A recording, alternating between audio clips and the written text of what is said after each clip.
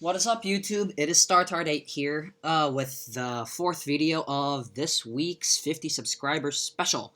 So, you guys have wanted it for a while, and it is finally here. This is my Masked Mermail Deck profile for March 2015.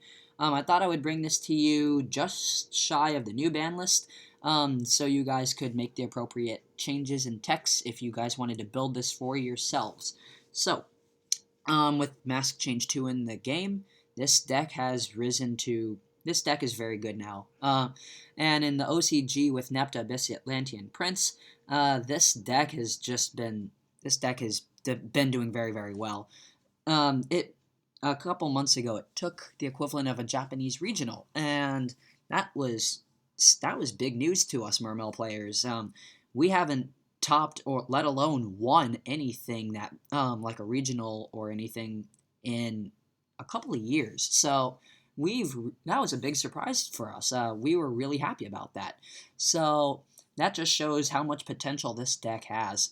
In the TCG, it's definitely good. With Mask Change 2, is if you can get that Dark Law going, your opponent's going to have a really hard time getting around it. Especially if you back it up with Met-Equipped Engineer. So let's just get straight into it. I don't have much else to say. The deck core has stayed very, very similar throughout the formats. This deck has just stayed very, very similar. Three land. I'm not going to go into details. 3 land and 3 pike. That's the big 6 monster core. 1 Turge, of course, to recycle those Atlanteans and those guns. 3 guns. Gun can clog, yes, but overall, you need 3 of them. It's like a monster reborn. Excuse me, I'm stuttering.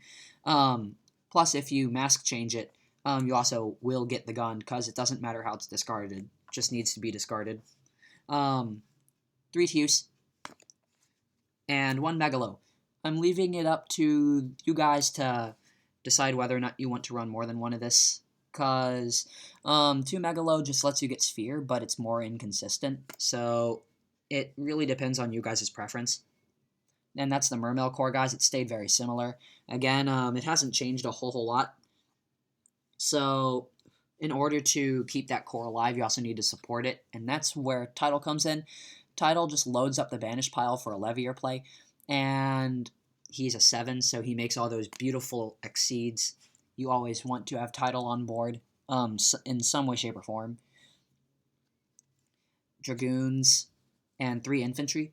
Infantry is really good just because he pops those pendulum spells, and he can, with Pike, he can destroy that Releaser Clausolus, which is always an important thing in this deck. You always want to get rid of that as soon as you possibly can. So 3 infantry. 2 marksman. People might say, but StarTard, why do you not run more than 2? And my answer to that is because everything is chainable. It can get cloggy. You just don't want to marksman something and then have it be something you don't want to go off in your face. So just 2. Fishborg Archer. He's a great supporter. He makes your synchros possible. He can make Levier the Sea Dragon to possibly swing for big damage. He's just good. Plus, he gets off your Gondan Atlanteans when he's summoned by his effect. And then I am going back to the Undine core. No longer is this Aqua Spirit. This is not Mono Mermail. This is the Undine core. So 2 Undine and 2 Controller. That's so important because of utility purposes, for toolboxing purposes. You always want to have the certain monster you want in the grave at the certain time you want it in, like Tidal. I usually end up pitching Dragoons just to get that extra search. Sometimes I'll pitch Archer. Oftentimes, Tidal's another big target for this thing. So, as always, Undine is very important.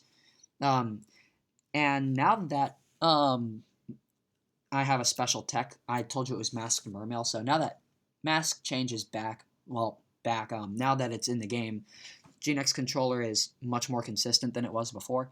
You can make Dark Law, you can make Leo with Tidal, you can Allure Controller. It's just really good now. I highly advise anyone who just try out the Undyne engine. It's really good. And that's really it for the monsters, guys. Now I'm going to go on to spells. And as I said before, I'm doing a special tech, and that is Mask Change 2. Masked Mermail is insanely powerful. Mask Change 2, it lets you go into Dark Law, and Dark Law is probably one of the best legal cards in the game right now, just because it banishes all their Nekroz garbage. It prevents people from... It helps people to question whether or not they should search. it it can really mess up those plans, especially when combined with Met-Equipped Engineer. And of course, Master Hero Acid for Cliff Forts is always very, very welcome. So Mask Change 2 is just an amazing card this format. Allure of Darkness, of course, for GeneX Controller. Soul Charge, 2 MST. I'm not going to go with 3 just because this deck has a lot of destruction, and with Acid, that's pretty much a Harpy's Feather Duster. Snatch Steal, and that really ties off my spells. So as for my traps, I've got 7 of them, and that would be 3 Abyss Sphere, 2 Breakthrough Skill, and 2 Vanity's Emptiness.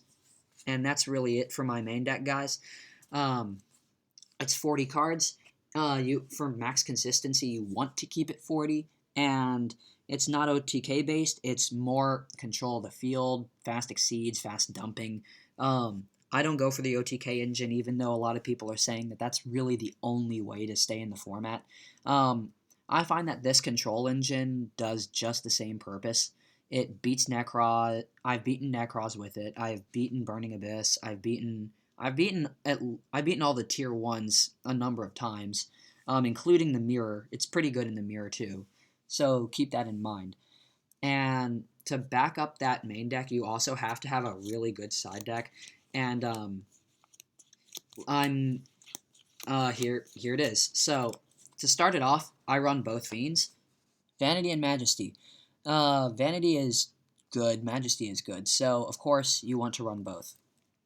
2 Maxi, of course, if they want to take the Maxi challenge, that's just more draws for you. So, as always, Maxi is a welcome card, especially with Nekroz.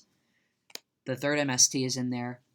2 Light Imprisoning, just in case you go up against Satellar Knight. They're still somewhat prominent. Emptiness, the 3rd one. I might actually drop Breakthrough Skill for that 3rd Emptiness, but you special summon so much that really 3 would actually slow you down. Fiendish Chain. I'm going to drop this for a Fairy Wind, because I actually do have one. I have a 3rd one, and speaking of that, there's the other 2. So I'm going to definitely drop Fiendish, but of course you could always swap Fiendish for Breakthrough Skill, and main 1 and side the 3rd. 2 Shadow Imprisoning, and 2 Anti-Spell Fragrance. Anti-Spell Fragrance is so powerful against Nekroz and Cliff Fort. Nekroz cannot win if you Spell Fragrance Emptiness. So if those 2 cards are on the field at the same time, they have no way of winning outside of Royal Decree. So just keep that in mind. This card is incredibly powerful. It doesn't slow you down almost at all. It stops Cliff Fort dead, quite literally, because they can't activate any of their pinned spells. So, of course, Anti-Spell Fragrance is always an amazing side this format. So, that's the side deck, guys. And it just really, all it does is counter Nekroz, counter Cliff Fort, and counter any of those other rogue matchups you might come up against. And now, to show you the extra deck, I'll get to what I was about to say in a moment. So, Abyss Trite. Abyss Trite's always stayed there. Silent Honor Arc. People might say, but you could run 2 Castel. I counter that with Arc can pitch Dragoons, and that's always a good thing. Bahamut. Abyss Dweller, of course, to stop their Nekroz stuff from doing anything. Gaios, of course, he can stop Trishula. Exciton, Levier, Castel, and Dracosac, and Big Eye. And that's all my Exceeds, guys. So now I'm gonna go into the synchros, and I have 3. Gungnir, who is just amazing. Gungnir is so good.